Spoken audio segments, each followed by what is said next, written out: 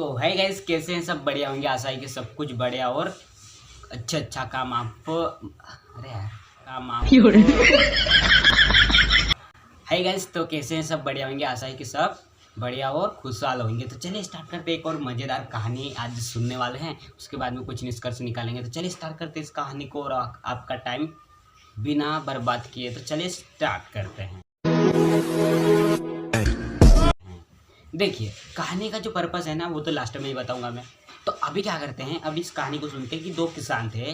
किसान ने क्या किया कि जब दो किसान थे उनकी मृत्यु हुई। मृत्यु होने के बाद जब वो भगवान के पास दोनों किसान प्रेजेंट हुए, उसके पास गए, तो क्या हुआ, पहला किसान ने भगवान को बोला कि मेरी जो पहले अभी जो ज़िंदगी थी वो बहुत बेकार थी। मतलब कि पैसा आता है जाता है, पैसा आता है जाता है, वैसा ही हुआ। फिर मतलब भगवान बोलता है कि अब आपको कैसे ज़िंदगी चाहिए। पहले किसान को बोलता है कि आपको अब कैसे ज़िंदगी आप जीना चाहते हैं। तो पहला किसान उस भगवान को उत्तर देते हुए कहता है कि मुझे सिर्फ पैसे मिलते, धन मिलता ही रहना चाहिए, मुझे देने की ज़रूरत ना पड़ना चाहिए, मुझे ऐसा बनाओ, बोलता है। ठीक है। फिर दूसरा किसान से जब पूछता है, फिर बाद में उसका जो दूसरा जन्म हुआ, दूसरे जन्म में उसने जैसा जैसा चाहा था वैसे वैसे भगवान ने पहले किसान को दे दिया दूसरे जन्म में। फिर जो दूसरा किसान था उससे पूछा, उसने कहा कि जो मेरी पहली ज़िंदगी थी वो बहुत बेहतर थी, लेकिन एक कमी थी भगवान जी।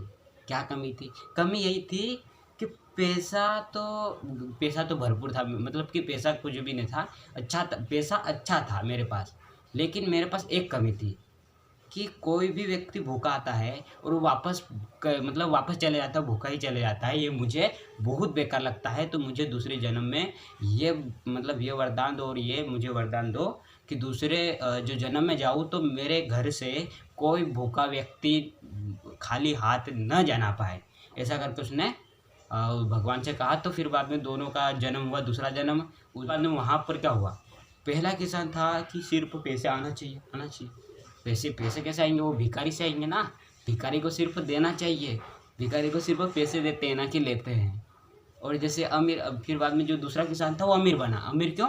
क्योंकि वो चाहता था कि यार दूसरे को बांटे, मतलब कि दूसरे को पैसा दिया जाए, दूसरे को भूखा नहीं रहने देना पाए, ऐसा सोचा था। और जो पहला किसान था वो सिर्फ पैसे को आना चाहिए। तो फिर बाद में पहला किसान सबसे बड़ा भिखारी बना, और सबसे अमीर आदमी कौन बना? दूसरा किसान बना था। तो इस कहानी से कहने का मतलब यही है कि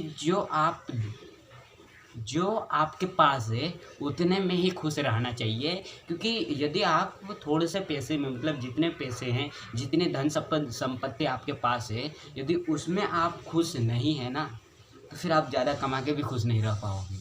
और ये याद रखना कि हमेशा पैसा कब आता है? जब देते हैं। इसलिए पैसा देना चाहिए, तभी पैसा आएगा। जब किसी को देंगे नहीं तो आएगा कैसे? और जब धन संपत्ति इकट्ठा कर लेते हैं ना, जैसे मान लो एक उदाहरण है कि एक गाड़ी है, गाड़ी में क्या करते हैं हम? पेट्रोल लाते हैं। तो आप यह नहीं करते कि पेट्रोल ला के पूरा जो कार होती है उसमें पूरा पूरा पेट्रोल नहीं भरते हैं। क्योंकि पेट्रोल नहीं भरने का मतलब कि ज़्यादा से ज़्यादा पेट्रोल उसमें नहीं रहना चाहिए, मतलब लिमिटेड होना चाहिए यूज़, कि इतना यूज़ तो होगा, मतलब पूरा कार तो नहीं भरते ना, यही सबसे। तो फिर बाद में इसका मतलब कि अपने पास जो पैसा है उसको भी दान करना चाहिए, इसका मतलब ये है। तो आपको ये कहानी कैसी लगी आप जरूर कमेंट में बताइएगा। तो कमेंट से मतलब इस कहानी से क्या सीखे, ये भी आप निष्कर्ष से जरूर लिख सकते हैं। तो चलिए दूसरे वीडियो में मिलेंगे, जब तक के लिए tata bye bye good bye.